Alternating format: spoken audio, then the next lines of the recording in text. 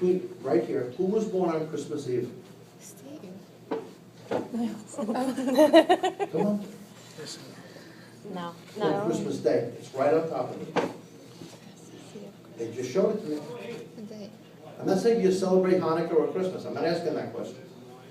You sure there was nobody that was not born on either New Year's Day, or it's right in that little window? It's gotta be Steve. Yeah. The 26th, her husband was born the Okay, 26th. if you don't want to tell me, I mean, it's your reading, husband, so if you hold back, I'm just saying, if they're telling you within 24 hours of the day, there's a reference to someone who was born on Christmas Day, or they're called a Christmas baby, like that kind of a feeling. So respectfully, is your husband born on Christmas Day or the day after? The day after. Okay, fair enough. I mean, I'm not talking months away, or do you know what Christmas is? I'm not asking that. I try to talk very specifically, because I understand I always bump into people say, this can't be happening. I understand that, I really do. So I tell people, I respect that. I respect this, like, you gotta be kidding me. I do. But I can't get around what they're showing me here. Does that make sense? I am telling you as I sit here, the child I talked about before is through your husband's family. I promise. And who's Stephen or Stephen? That's my husband. Oh my God. I'm telling you, there's a child that died, like, with all respect to the women in the room, either right out of the womb or had a very short time, like a day or two, and they crossed. And they're telling me it's through Stephen's family. And I'm going to say something else to you too here. And it should be here, but it's in this flow. Was someone playing with fireworks, or did someone work someplace and have part of their hand blown up?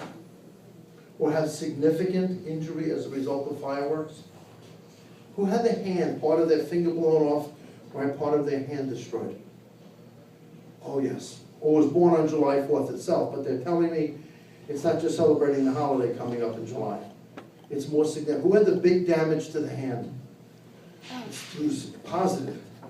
And I'll tell you more. Who worked for the gas stations? Someone worked for gas stations or garages where they fixed and repaired, not just fixing cars, excuse me, but someone had like sports cars, or did racing cars, that kind of a thing. Who's the big hot rod guy? Oh my gosh, it's right through your husband's family. It's through Stephen. Did someone have like a classic Chevy or a classic car? Joe? Who owned the classic car? Listen to me carefully. Classic car. Listen to me. Don't dismiss it, please. Listen to me carefully. I'm not saying that someone have a car. I'm not saying that someone put gas in a car. I understand the obvious. I do. But if someone has, if you ever go down to Belmore on a Saturday night or a Friday night, you have all those classic cars for $3, and they have the hoods open. You ever see those guys? Yeah. And people walk through looking in the motors, talking cost talk. It's not me. I mean, I just have a regular car. I'm not a car guy. Right? It's like that to me. Where does Joseph come in? That's Who's our Joe? father-in-law. Our father. It's through there. If your husband's Stephen, and your father-in-law is Joe, and your husband was born the day after Christmas, and you had a passing of a family member that had a medical bed in the house, and you've got an old blanket, or the blanket exists, and there's a kiss goodbye, because you know you're not going to see them again, this is your reading. Okay? And I'm telling you, as I stand here, there's a reference to the mother figure that comes in, the female, with all respect to you, who had this issue of the belly, went in for surgery and died.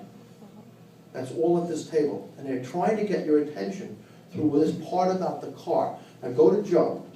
Does he have a classic car? Did he ever restore cars? Did he ever fix cars? He has a classic car, but he doesn't have any injuries. Okay. No, forget the injury. Yeah, Forget about he does that. have- Forget he about does that. have a classic Don't car, be I caught up guess. in the one thing you don't remember. People Okay. do that all the time. Okay. Listen to me. If you're telling me that this fella, Joe, and how was Joe connected to you? He's my father-in-law. Okay, your father In-law.